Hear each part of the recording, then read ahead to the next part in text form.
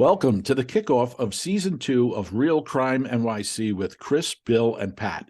In today's Hot Topic episode, we'll discuss the recent case in the New York City subway where Daniel Penny, a former Marine, has been indicted in the death of Jordan Neely, a mentally ill, homeless, habitual criminal. Now, I have to warn you, there's strong feelings on both sides of this issue. Good Samaritan or vigilante? You decide. But before we get into it, please hit follow to subscribe and get all of our episodes. Okay, guys? What do you got? Pat, before Chris gives the facts of this case and we weigh in with our comments and opinions, I want the listeners to know that this episode was recorded prior to Daniel Penny providing a statement of what took place on May 1st, which you will have an opportunity to listen to at the end of this episode. Now, to begin this podcast, I want the listeners to hear from a 33-year-old woman who was brutally beaten in a subway system, unprovoked, by a stranger, and how when things go bad, they go bad real fast. Do you know how scared I am now? Elizabeth is dragged across the concourse and slammed headlong into a wall. I can't see anything on my right side, and it just hurts. She is punched mercilessly and kicked repeatedly. He's talking about the devil. When a man tries to intervene, he is chased away before the suspect turns back to Elizabeth and kicks her 5 times before he calmly walks away into the transit system. She said there was a good Samaritan that tried to help her, but the attacker chased that individual away and then went back and continued to brutally beat her.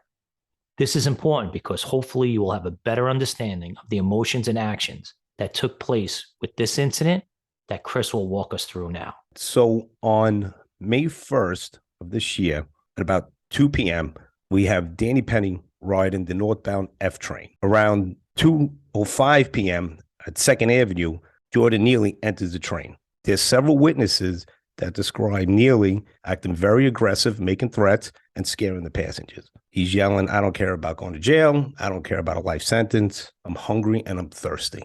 About 2:25 p.m., Danny Penny approaches Mr. Neely from behind. He wraps his arm around his neck and he brings him to the ground and he holds him in that position for several minutes. When he releases his hold on his neck, Mr. Neely is unresponsive and unconscious. Police arrive around 2:33. So Chris, at this point, before Daniel got involved, I would say the way Jordan Neely was acting on the train that day, anyone that rides a New York City transit system most likely has seen that type of behavior before. That type of emotionally disturbed individual acting irrational towards strangers.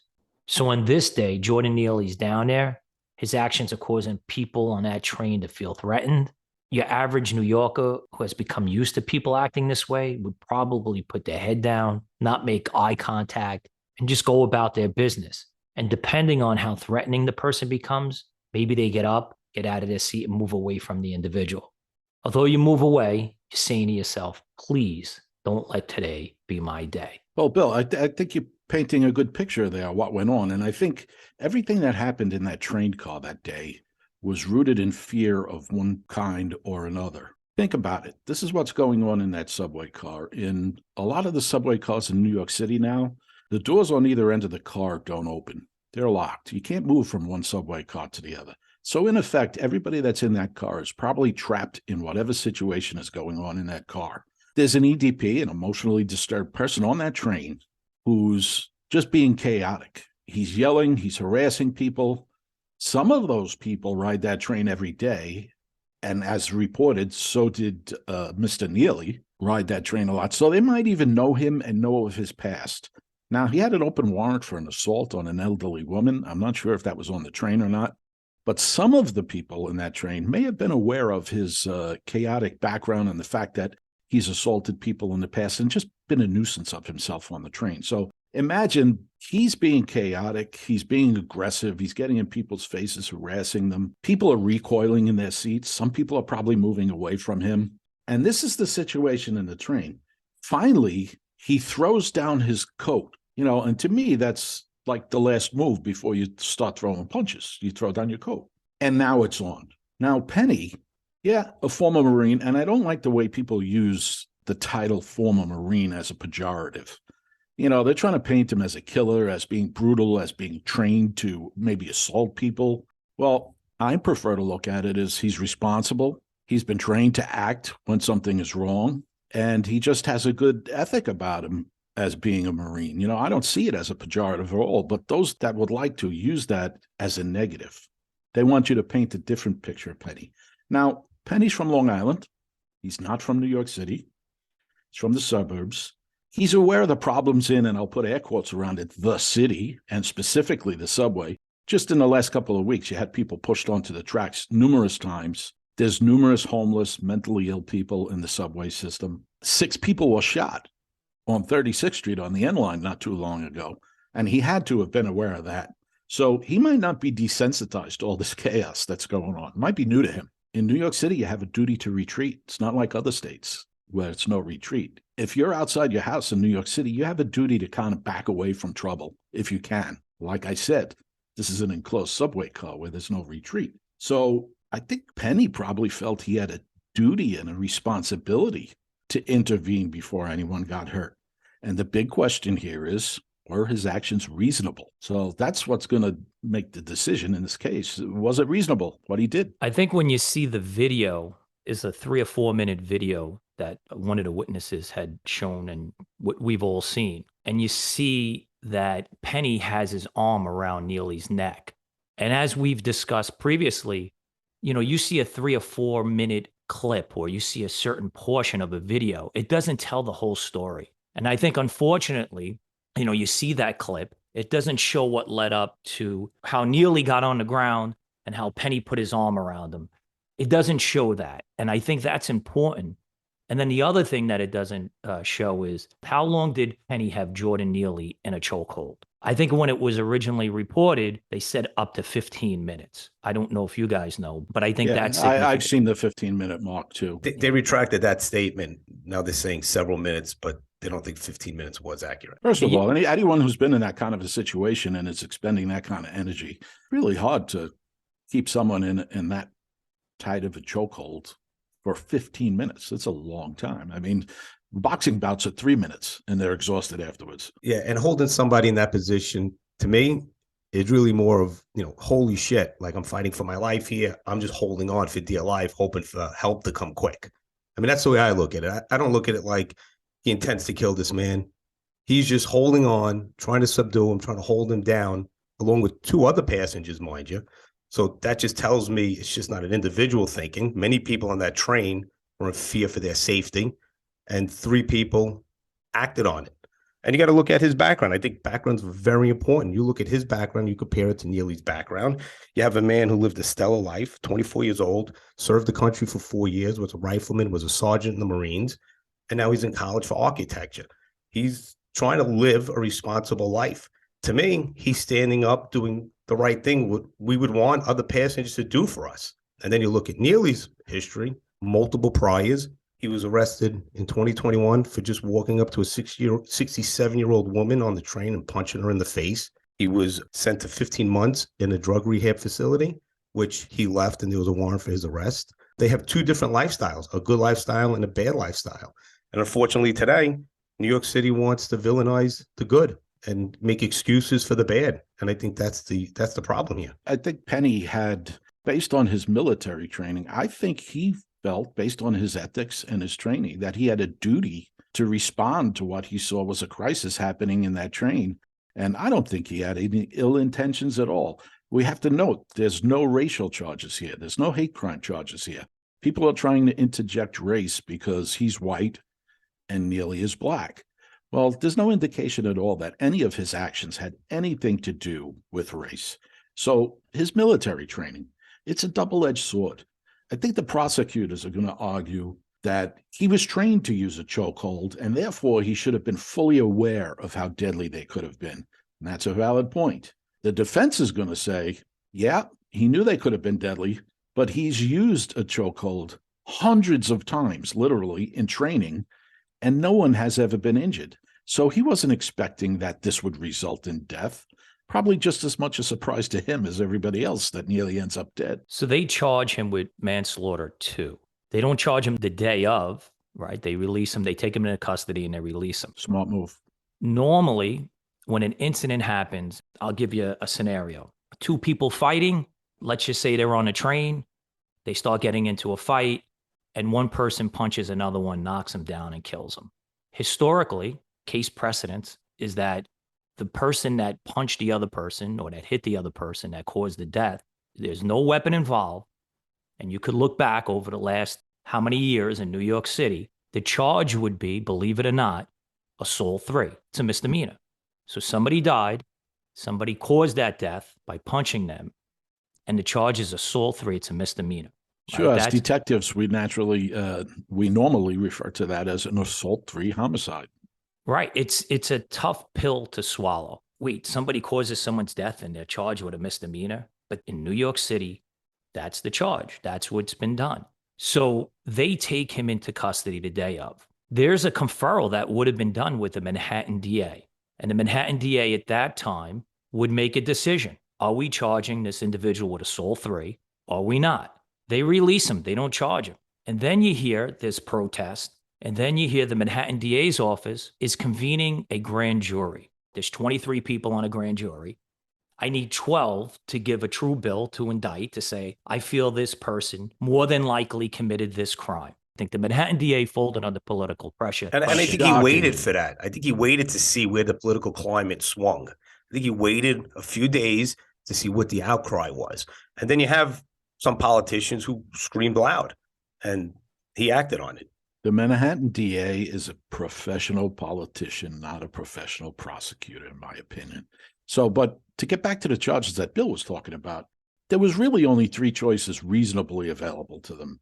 Manslaughter first degree, which is pretty serious, could carry 25-year penalty. But they would have had to prove that Penny intended to injure or, in fact, kill Neely. That's a pretty high bar, and they probably could have never got to that. Manslaughter 2 is the second charge they could have went with, which they did. That can carry a 15-year penalty, also very serious. But they have to prove Penny's behavior was both reckless and he was aware that it could kill Neely. Hey, that's a gamble I wouldn't want to be sitting as a defendant on.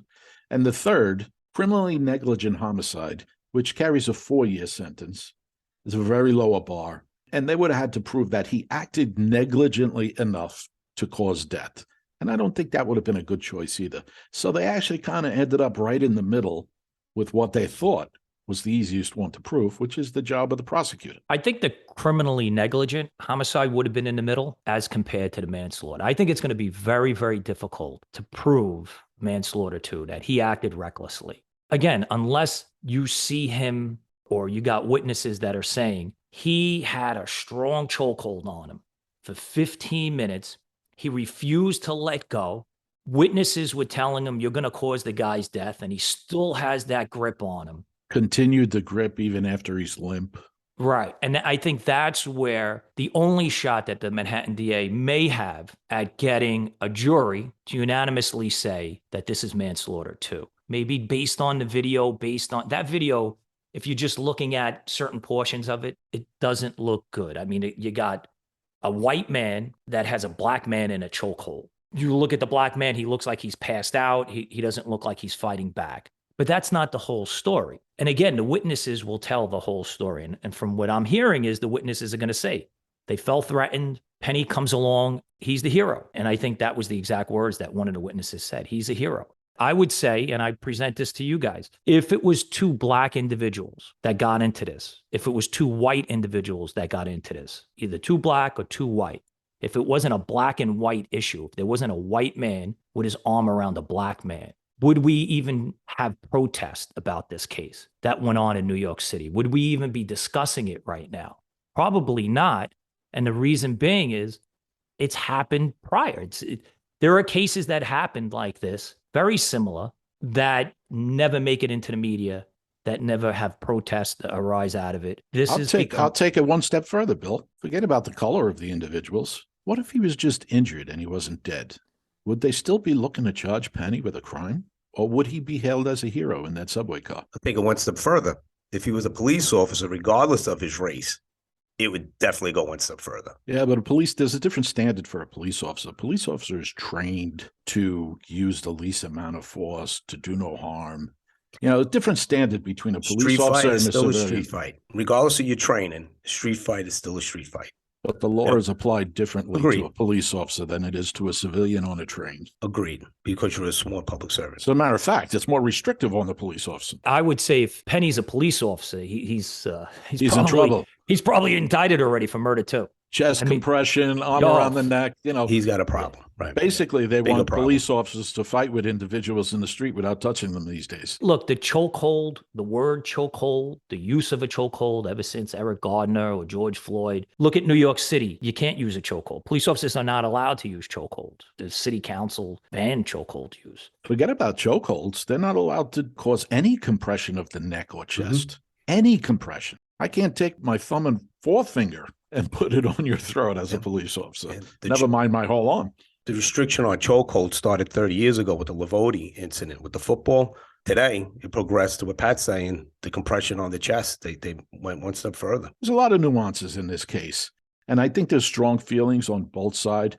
But that's the job of the legal system, is to sort it out, take the emotion out of it, sort it out, and make a decision based on the facts. I think the prosecutor's burden here is to prove that Penny knowingly used deadly physical force without reasonably believing Neely was or was about to use deadly physical force or cause serious physical injury. So that's the burden they have.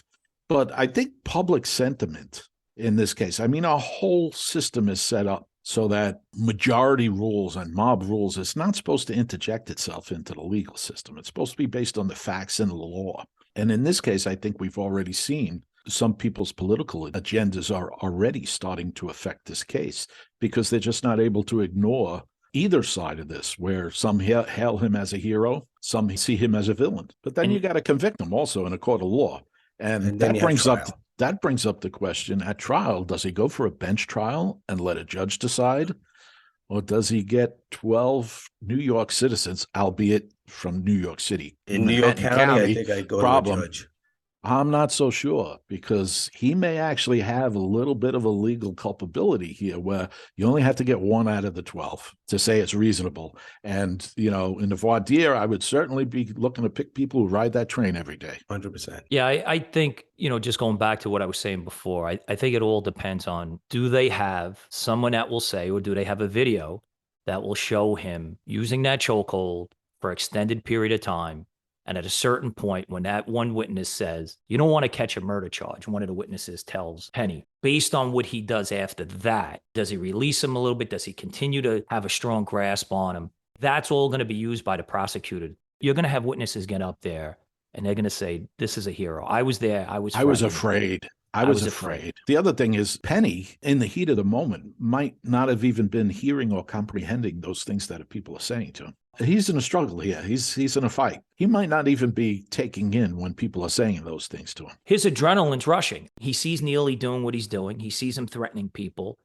I mean, it's almost come to a point in New York City in the subways, until somebody actually hits you, you can't do anything.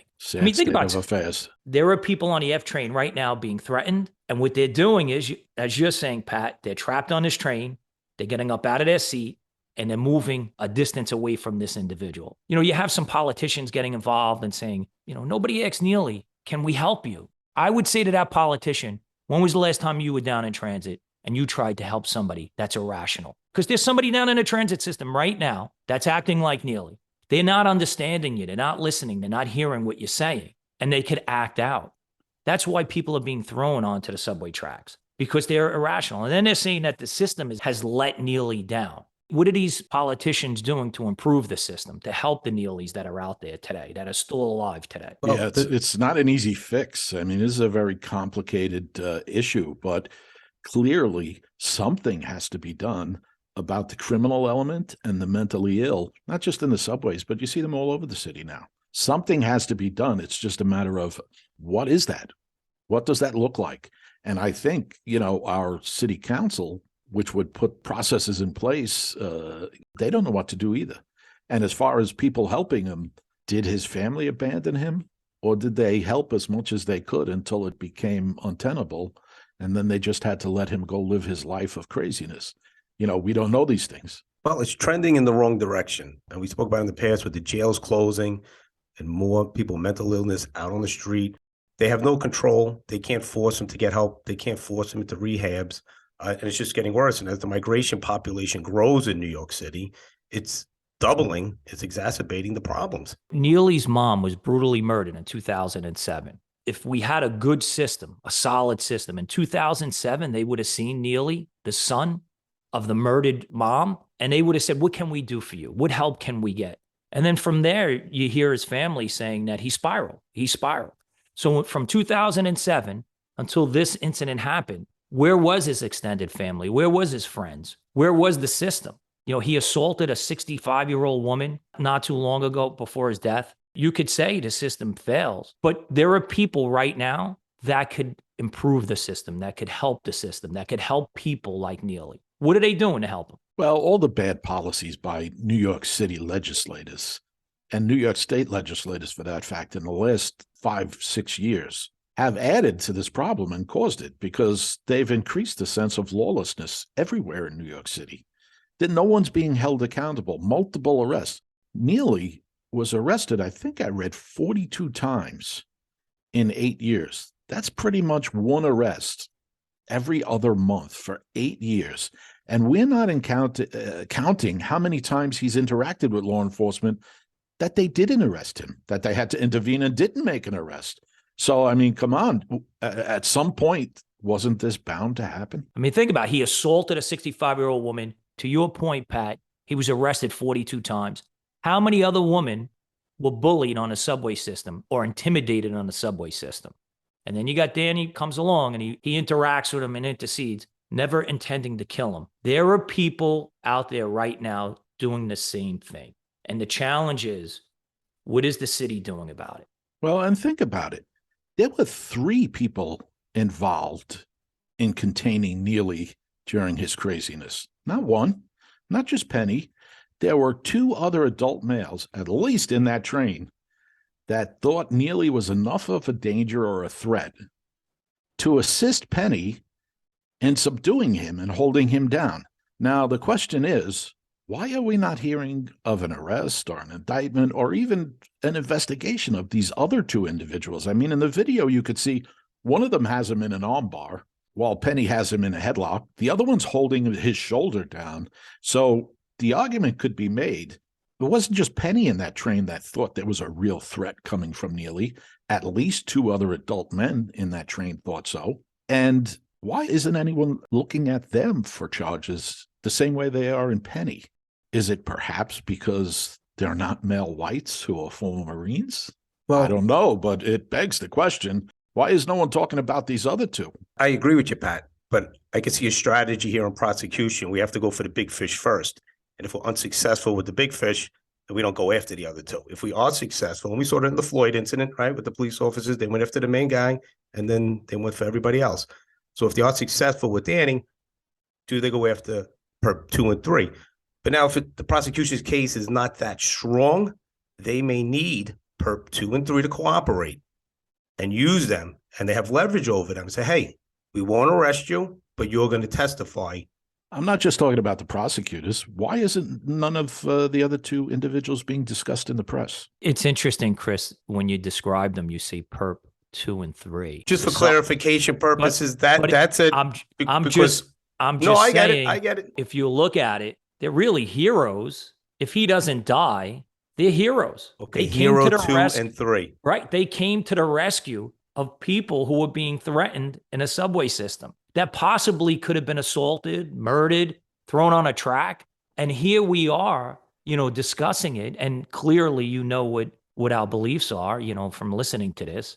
And yet society has us describing them as so it perps, depends on who you talk. Which is insane. Which is insane. Vigilante 2 and 3, perp 2 and 3, hero 2 and 3. It depends on what optics you're looking at this case, because it flip-flops. I think the term vigilante, and I've used it myself so far since we've been speaking, is kind of bombastic in this situation. They're not vigilantes by any means. No, not at all. And Penny is not, because a vigilante goes out with the idea that he's going to punish someone for the crimes they're committing. I don't think Daniel Penny had 1 ounce of ill will in his heart when he went on that train that day. No, he reacted to the circumstances. He had good intentions. Have you ever seen someone get stabbed? I have. Yep. And it happens real quick. If Neely has a knife on him or a razor blade on him, he's cutting people up. So when they're bringing him down and restraining him, they don't know if he has any weapons on him. They just know that he's threatening, and they're doing what they can do to prevent him from harming people. And that goes into the oh shit factor I'm talking about. He's holding on to him for dear life until it's over because he doesn't know what could come next. Right. I think you see it. I see that.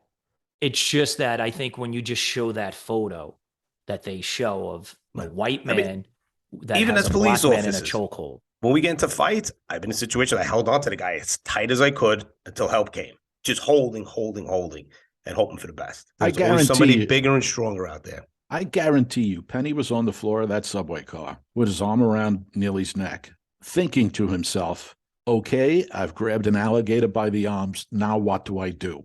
I have him. I can't let him go, but please let someone respond that's going to take this burden off of me, as in the police, and, help out with this situation. And he was just going to hang on until that happened.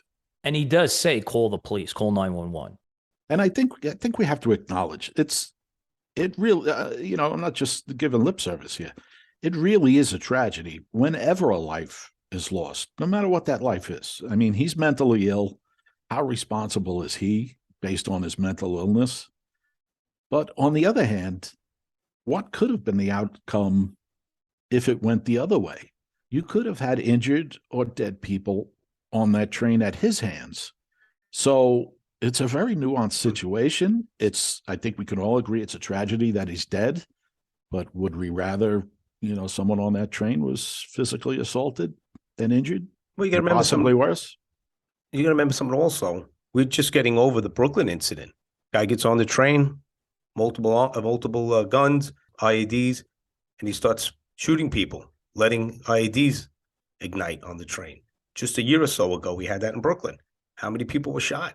So that's fresh. 6. And that's fresh in all these commuters' minds. Absolutely. And not for nothing. If he was a little more adept at what he was doing, the body count could have been much, much higher in that case. He was basically inept. Or if he was on that train, maybe still there shot wouldn't be 6 people shot. How about that? Yeah. Yeah, think about it. One day you're the hero, the next day you're the villain.